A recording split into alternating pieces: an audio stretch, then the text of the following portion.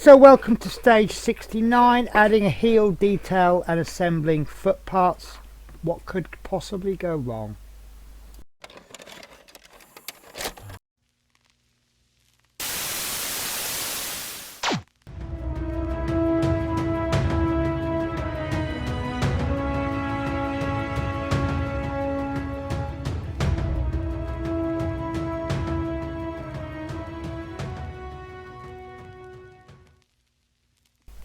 So, thank you for joining me for the 69th time. I don't think I've done 69 Terminator videos, but I can't get these parts open. So, these are the parts for issue 69, adding a heel detail and assembling foot parts. So let's go through the parts. You will notice that the Terminator is out. That's because we're going to be doing some work on him with these parts. So I've got him ready. So first of all, on a sprue we have 69.1 and 69.2, and these are the heel details. Piece 3, oh, these are metal. Right, so bear with me. I think this is 69.3, and this is foot part marked 1. Marked 1. So, there we go. So I think that's meant to be a number 1, but it actually looks more like a number 7. But that I think is a 1. And then this is a foot part marked 1, and this is part 69.4. Now the reason I think this is 3 and this is 4 is if you look this way, this is actually a little bit crooked. Can you see that it's not straight? And then 69.4 is a straight bar, and this is definitely 4 because it's got this little bulge in the middle. So I'll place those down in order. They're actually quite heavy, to be honest with you. So piece 5 looks like 2 pieces of bicycle chain glue welded together, or a knuckle duster, but this is actually called toe joint, and there is a marking on this as well. That definitely is a number 1 on there. There, it's just coming in there, but it doesn't say that it's marked. Piece number 6 is the toe. So this is a toe, and it looks like a fishing weight or something. So I'm sure I could find uses for that outside of the Terminator.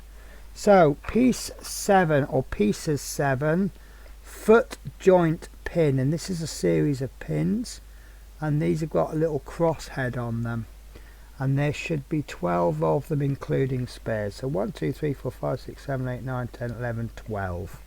So I guess we're going to just cut them off as we need them. 69.8, 2 grub screws. There we go. So these are the 2 grub screws. So these are usually an Allen, these are an Allen joint, Allen key fitting, and these are usually used for if you have a collar, a metal collar that you need to place. Say you have a rod and then you have a collar. The collar will have a hole in it, and the grub screw will go through the hole, and then that will make contact with the rod or the steel bar, and it will grip that collar. Without that grub screw, that collar is free to move around. So that's usually what a grub screw is for. Then we have 69.9, and here we are. We have 3 plastic sleeves, of which 1 is spare. So I guess that's got something to do with the toe joints or something, I'm not sure. And then that leaves us finally with 2 PB 2x6mm screws, of which 1 is spare. So the first thing we need to do is take the assembly from stage 68, which is there, and I will bring it in a moment. The stalk formed by parts 67, 2 and 63 forms the heel. Note the smaller and larger holes in parts 67, 2 and 3. Cut the 2 hole details, 69, 1 and 2, from the frame and smooth any rough edges. So let's cut these off and then interpret what they've told us on the instructions. So looking at the heel, and I may find it necessary to just twist this around, so we have here, and I did notice this but I didn't say anything, this part actually isn't very secure, as you can see. So if we turn it this way, we have a hole, and then we turn it around 90 degrees and we have a larger hole. And I did notice this hole before, and I think I did even say possibly a screw going through. So what we're going to do is we're going to be taking these, and you'll see that there is a larger hole and a smaller hole. These will combine to make a joint, as you see there, and the screw will come through. So we need to obviously put this smaller one on the smaller hole, which is this one from behind, like so, and this one will come through larger hole. And now you see we're making a ball joint, and that will be fixed with a PB 2x6mm screw, which I should have got ready beforehand, because now this piece has fallen off. So we'll pop that back in, and then we'll pop that screw into there, and then we can screw that in. And then it's plastic, so it will tell us when to stop, and there it is. So now we have this little ball joint on the end. So let's pop this to one side. I don't think we're going to need him anymore this build, but we'll keep him to hand just in case he wants to come in. I still say this looks like one of those electric clippers that you use for cutting your hair with, but that's just my opinion. So step 4, we need to take the first foot part, 69.3, marked with a 1, and there's the 1 marked there. Oh, it is actually definitely a 1 if you just turn it at an angle, and it says and the toe joint 69.5. Now the toe joint is this little knuckle duster, and it says the ends of part 69.3 form hinge joints.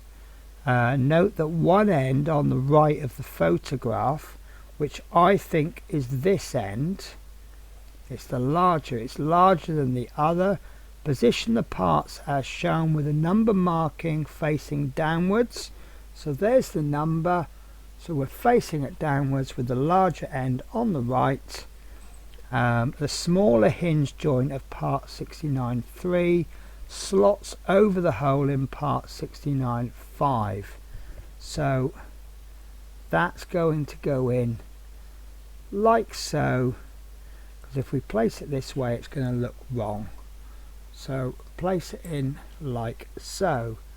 Now this is interesting because there we go. So this is now going to be attached with a grub screw, and for that I'm afraid I'm going to have to change my screwdriver end. So I have some wear. Here we go. So I have some Allen key fittings. There was an Allen key supplied with the build in an earlier stage, but I prefer to use my own. And by coincidence I happen to have got the correct bit first time round. So what we are going to try and find, right, so the thread is actually on the bottom of this piece, so it's going to go freely through this piece, it will then screw into the bottom, but because of the length of the grub screw it will hold this in place. So I would suggest, there we go, hold the joint together, keep the grub screw central so that it does not protrude beyond part 69.5. So let me explain what that means. So if we, as we screw this in, you can see that that's just poking out just from the bottom. Can you see that? That's too far. So we'll just wind that back in, and there we see it's not protruding any further. So it's in enough at the top that it's going to hold this part in. There's a bit of looseness to it, but that might be fine. But that's in nice and fine.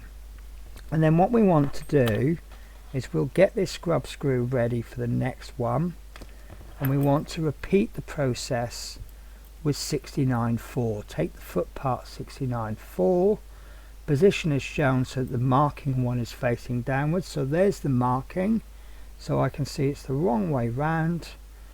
Note that the holes in part 69.5 and 69.4 that are circled have recessed rims. So there's a recessed rim there, and I can't see a there's a recessed rim there. So I guess that means there's something going in later, I don't know. The arrow indicates how the smaller end fits in, so we need to make sure that bit's larger than that bit. That's in absolutely fine. So let's pop that grub screw in, and I'm guessing something's gone wrong here, because, yes, sorry, my bad, I didn't read the instructions properly. So right, so going back to step 6, we're holding that over there like so, and what we now need to do is take one of these plastic rings. I can't believe I just put that grub screw in there. So what we're going to do now is we're going to hold that central, we're going to take this plastic ring, and we're going to push like so, and that's gone in with ease so long as that's lined up properly. So I find that rather interesting, why we've put a grub screw in there but not in there. But there you go. Right, so next step, I'm just going to keep these safe. So fit the plastic sleeve through the joint where the hinge part of 69, and that actually is a pretty good fit, to be honest with you. It's a better fit than the grub screw, to be honest with you. So the next stage is we want one of these pins, and so we're going to cut one off. They're all the same.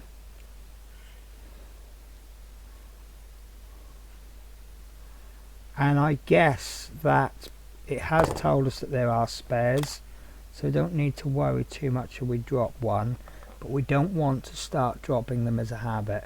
So what we're going to do is we're going to push that pin into there, and as I thought it might be, it's a rather tight fit, so let's just push that down hard on the table, and as you see, that does actually go into there. So, and that has really stiffened that joint up. That's really stiff. That might loosen up with time, I'm not sure. So next thing we need to do, we need to take the part 69.6, and then we need to, you probably guessed this, is going into there like so. And again, we're going to pop another plastic sleeve into there, and we may need to just wiggle this around a bit, but that's actually gone in absolutely fine. And then moving on to step 10, we need another one of these connectors. We cut one off, and that looks absolutely fine. And pushing from the same side as this, we're going to pop that pin into there like so. And this particular one, I'm going to use the, actually it's gone in fine, but you could use the back of your screwdriver, and I just want to push that. It's actually pushed that rubber sleeve out, so I don't know if that's going to make a difference, but we have got movement there, and it's rather stiff. That plastic sleeve is actually stiffening that right up. And that's it. That is the stage complete. We have a spare grub screw, we have a spare sleeve, we have a spare screw. We currently have 10 leftover pins. We've only used the 2, we're going to need another 8. 8 more are needed for future stages, so store them carefully. And then obviously we've got this part that we're going to need in a future episode. So that's the end of stage 69. And I hope that you will join me in the next episode, where we will assemble 2 more elements of the right foot. Take care guys, bye bye.